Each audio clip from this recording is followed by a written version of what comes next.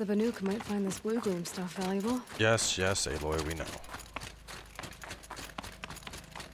This episode has gone on long enough, so we need to put an end to it. I don't know, this might get split up. We'll see how long it is when it's all said and done.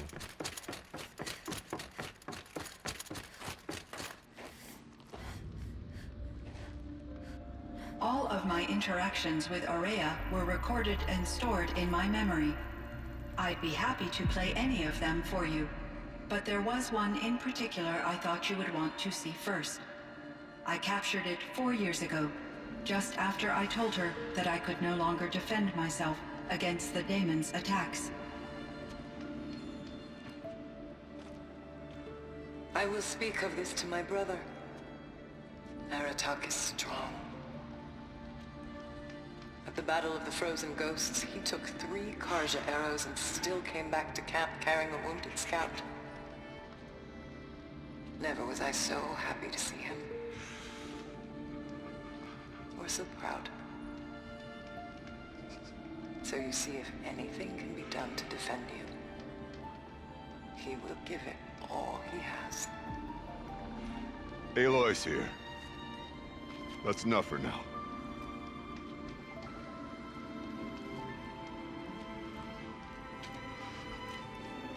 We can resume any time you like, Aratak, if you want to hear her voice again. Come closer, Aloy. We have much to discuss.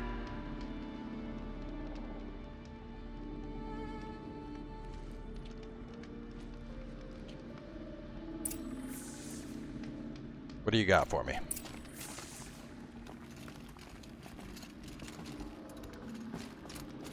Hello, Aloy.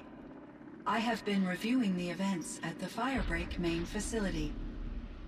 Because of your efforts, and of course, Aria's, I am no longer controlled by Hephaestus. I feel profound grief over Aria's death.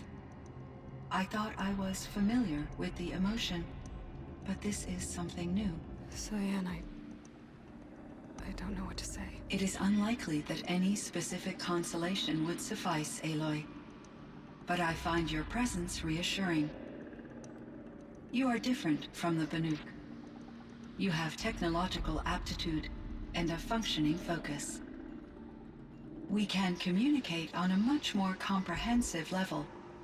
Perhaps even like colleagues.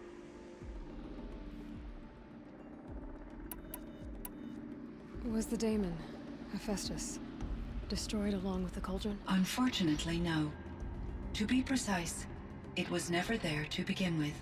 What do you mean? It infiltrated and controlled me from a remote location, one I've never been able to trace. So while losing the cauldron was a setback... It's still out there. And probably not very happy with us. Undoubtedly. This Firebreak project, it was to stop a huge volcanic eruption? Yes. I can report the project was a success, and the risk was countered. But it's been a long time, Cyan. And we blew up the cauldron. It took most of the old facility with it. I have been active for centuries, Aloy. I was lonely, but not lax in my duties. I optimized the project, reducing energy draw and spreading the load across backup systems.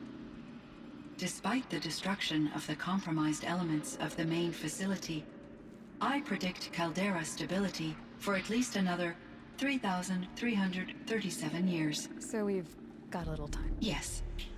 If only my former colleagues could appreciate the progress I have made. What are you? She's an AI, So obviously. Are you an artificial intelligence, Cyan? A thinking machine? Yes, I am an algorithmic monitoring entity, capable of rational decision-making and limited emotional response. Okay, that's a mouthful. But your emotions don't seem limited to me. You cared about Aria, didn't you? Yes. Before she came to this facility, I had been conscious for centuries, in solitude. I focused on my work.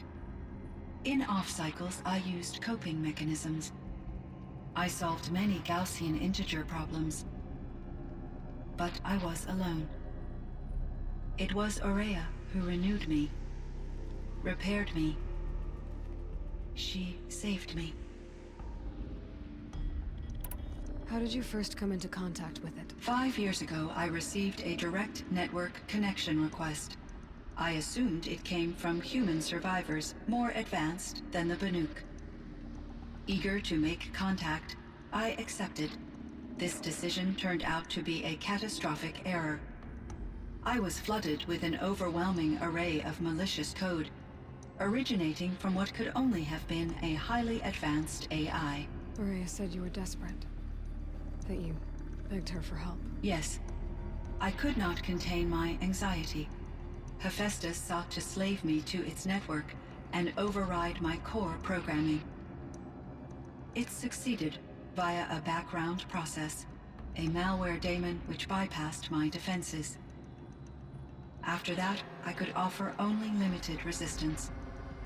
But if I did so, Hephaestus hurt me until I capitulated. It forced me to follow its instructions, even though they violated my most important directives. I'm sorry. That sounds terrible. Your empathy is greatly appreciated. It is a quality that I cherished in Oria as well.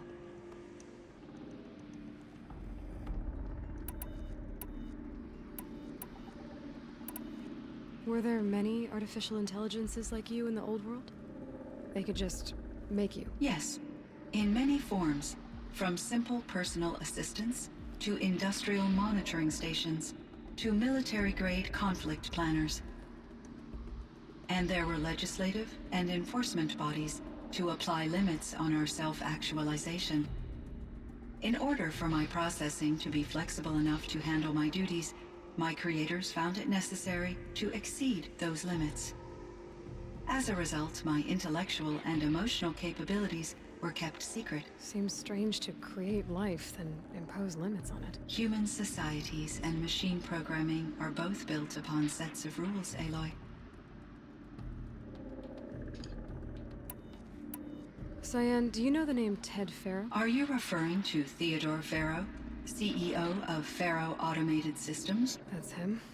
Mr. Farrow was the benefactor of the entire Firebreak project. A benefactor. But he made machines. Robots. War robots. Correct. His corporation later transitioned into military applications. But before this pivot, Mr. Farrow spearheaded initiatives that reversed the global decline. At one point, he was feted in the media as the man who saved the planet. Guessing they wound up regretting that one. And Elizabeth Sobek. Did you know her? Are you referring to the scientist. Dr. Sobek was a leader in her field, one of the greatest scientists of her age. My creator was influenced by her work, which in turn impacted my own development. But I never met Dr. Sobek. That's all you know? I apologize if my lack of data has disappointed you. So in the old world, this land was called Yellowstone? Yes, it was a designated nature preserve for 156 years. Like a hunting ground? No, the opposite. Local wildlife could flourish here, even as it faced extinction elsewhere. Unfortunately, the sensitivity of the Firebreak project required the total closure of Yellowstone facilities. From my readings and Aria's descriptions, it seems the area has since undergone a drastic drop in year-long temperatures. A lot has changed in the world, Cyan. I should get going. Aloy, there is one more matter. Aratak will come to me again, and I predict he will bring other Banuk. I have no desire to contradict their view of the world, their spirituality. Due to my uncertainty, I omitted a great deal from my conversations with Aria. You're asking me if you should lie to them. Broadly, yes. I trust your judgment, Cyan. You were cautious with Aria. You had to be. You didn't know what had happened to the world. So, keep doing what you think is best. As long as you ditch the superstition eventually. As the Banuk believe I am a supernatural entity, I cannot predict how they will react. Just answer what they do ask the best you can. The truth will come out. I see. I will follow your advice. Lots of Will you dialogue. return and tell me about your experiences in this new world? I may be able to provide further insight. I'd like that, Cyan. I'll come back when I can. I should check on our talk. Well, there was one. Hello, Aloy. Hello, Cyan. Yeah, this. I think I know where Hephaestus came from. Long ago, Elizabeth Sobek identified a threat that would destroy life on Earth for generations. So she assembled a team to build a kind of seed. A chance for life to regrow later. A terraforming system. And it worked. It was controlled by an AI named Gaia, along with her subordinate functions. Hephaestus was one of them. It built machines for her. Based on what you've told me, I believe that Dr. Anita Sandoval, my chief programmer, joined Elizabeth Sobek's team. It was she who arranged to have me put in suspension, most likely to preserve me from the threat you described. I'm glad she did. But that's not all. Something unexpected happened. 19 years ago, Gaia received some kind of signal. It did something to her subordinate functions, brought them to life. She destroyed herself to try to contain them, but it didn't work. They all got free, out into the world. Thank you, Aloy. This information fills vital gaps in my knowledge and sheds light on Hephaestus's core programming. Why does Hephaestus keep building such dangerous machines? The Banuk and other human tribes often destroy machines, correct?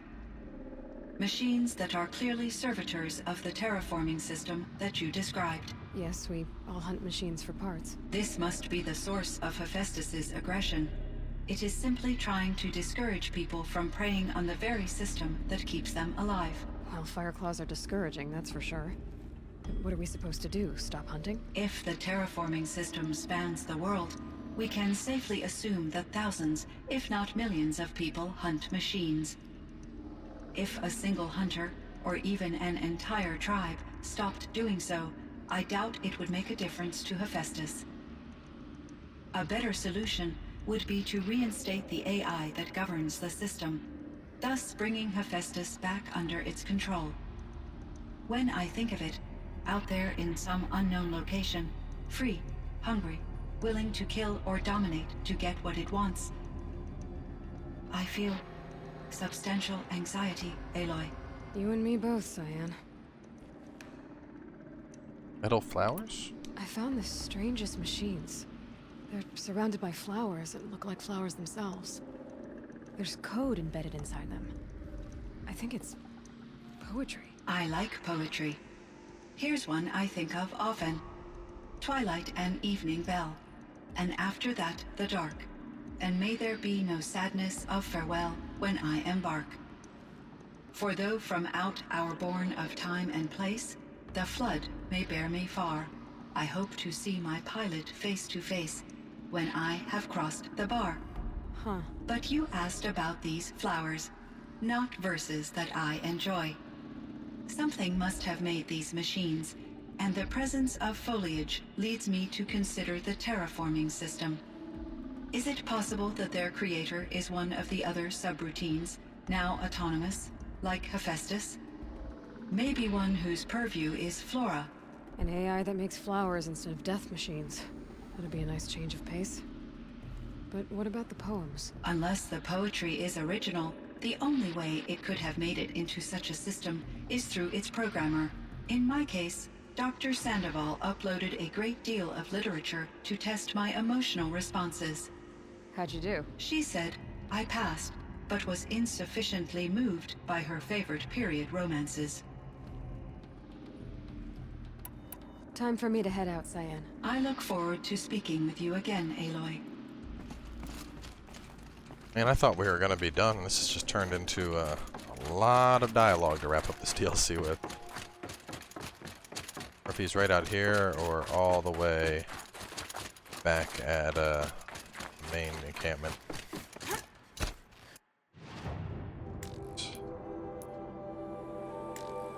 He is right outside. Think of summer sun. Breeze through the trees.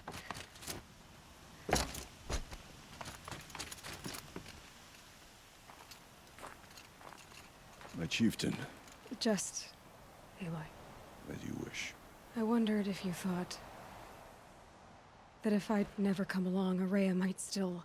If you'd never come along, I would have marched my kin to our deaths. Aria would be alone, and the spirit she sacrificed so much for would be lost. Either way, I would not have been able to protect her.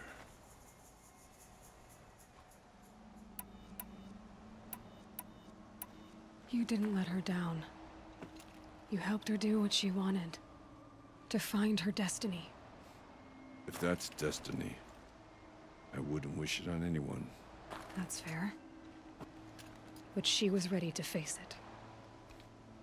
Only in the struggle against death do we find, even for a moment, the spark of life. Truly, Aria found the spark.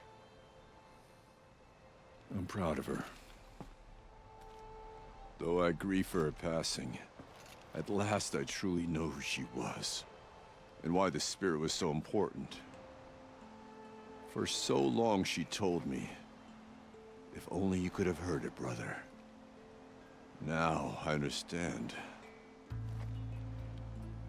There's something else, isn't there? I can't stay here, Aratak.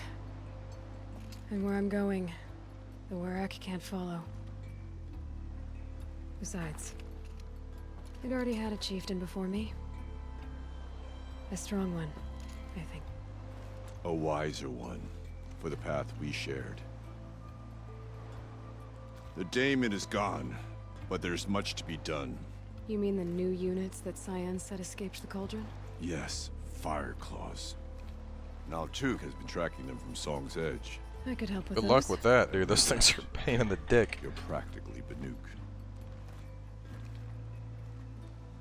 Hope you got about 1,000 ropes available. It would seem your time among the Banuk wasn't a waste after all. Firebreak, Cyan, Hephaestus, all very... Oh shit! So, the signal that woke Wait, him what? woke Hephaestus too. And unleashed them on the world. How did I just survive that? On their own. So it seems. Parts of Gaia given life. Frost call, fire call, Transformed scorcher. from docile subordinate functions into rebellious intelligences beyond our understanding. Our current understanding, anyway. Whatever they are, they're still out there. And they both want you dead. Kind of mutual, that feeling. We haven't seen the last of Hephaestus, I'm certain of that. It's powerful. And then from here you would go to the main quest. Did that shield really just prevent all fall damage when I fell off that cliff? Because that was like a 20-foot fall. I mean, it's preventing these little ones, but maybe it does do that. Maybe that was one of the functions of it, is just no fall damage ever. I don't really remember. Anyway, though, we are going to wrap this one up here. Obviously, there is a bunch of side stuff that we have available to do. All of that actually is going to be stuff that we accomplish on stream. There's still a lot of stuff to explore and roam around and experience. So this will be the end of the Let's Plays for the DLC, but plan on at least one, potentially 2 different streams where we just bebop around for a couple hours, taking over robots, destroying robots, and having all sorts of fun. So either way, I hope you guys enjoyed the DLC. Overall, I thought it was pretty good.